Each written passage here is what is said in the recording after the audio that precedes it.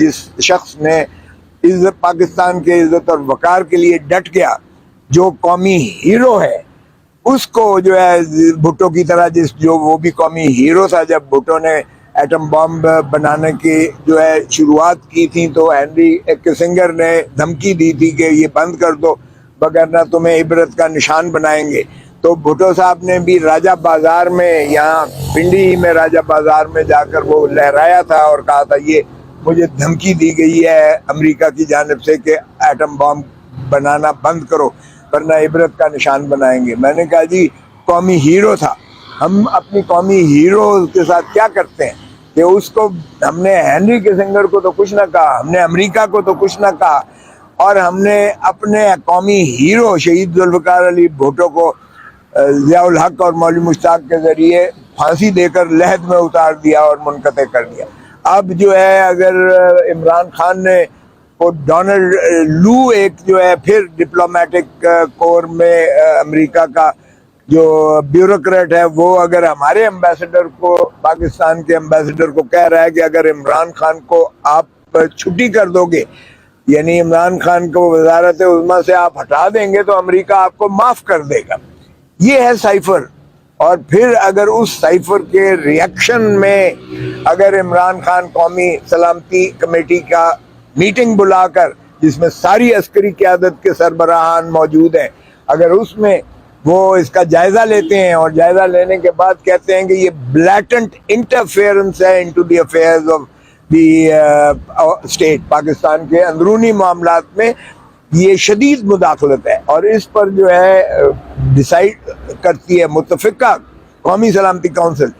سارے عسکری جو ہے سربراہان متفقہ مل کر جو ہے فیصلہ کرتے ہیں کہ اس کا سختی سے جواب دیا جائے، ایک ڈیموش لکھا جائے، اسٹرانگ ڈیموش، اس کا کنڈیمنیشن کی جائے، اور وہ ڈپلومیٹک کور کے ذریعے بھیجی گئی۔ پھر اسی کا اعادہ کرتے ہوئے جب چھٹی کر دی گئی مخلصی، اس کو عمران خان کو رخصت کر دیا گیا ڈونلڈ لو کے حکم کے تابع،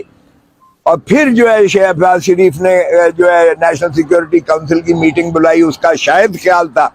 اور پھر امبیسڈر کو بلایا گیا، پاکستانی امبیسڈر کو، اس نے کہا جی یہ سائفر بالکل میں نے ہی بھیجا تھا اور یہی ڈونلڈ لو نے مجھے دھمکی دی تھی، اور اس کا پھر اعادہ کیا نیشنل سیکیورٹی کونسل نے دوسری مرتبہ بھی، اور وہ تھی سربراہی پرائم منسٹر شہباز شریف صاحب کی، پرائم منسٹر کی سربراہی میں کیا گیا۔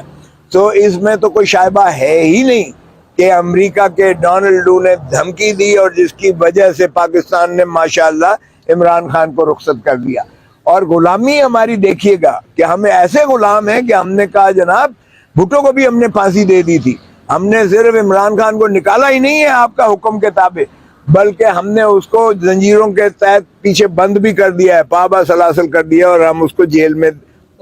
دکھا کے کریں۔ تو ایسے میں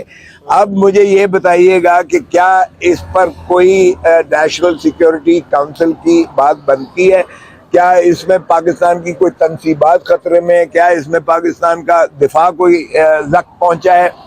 آفیشیل سیکریسی ایکٹ 1923، یہ تاج برطانیہ نے آپ کو غلام رکھنے کے لیے یہ قانون بنایا تھا۔ اب ہم تاج برطانیہ کے غلام تو نہیں ہیں، اب ہم ایک اور سپر پاور کے غلامی کر رہے ہیں، اور اس قانون کو لے کر چل رہے ہیں جو ہمارا جو ہے سامراجی قوتوں نے ہمیں غلام رکھنے کے لیے کیا۔ جی بسم اللہ الرحمن الرحیم۔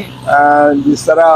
ابھی آپ نے پوچھا ہے کہ 2 مقدمات نہیں بلکہ 3 مقدمات کی آج سماعت ہوئی ہے۔ ہم نے ایک تو سائفر والے میں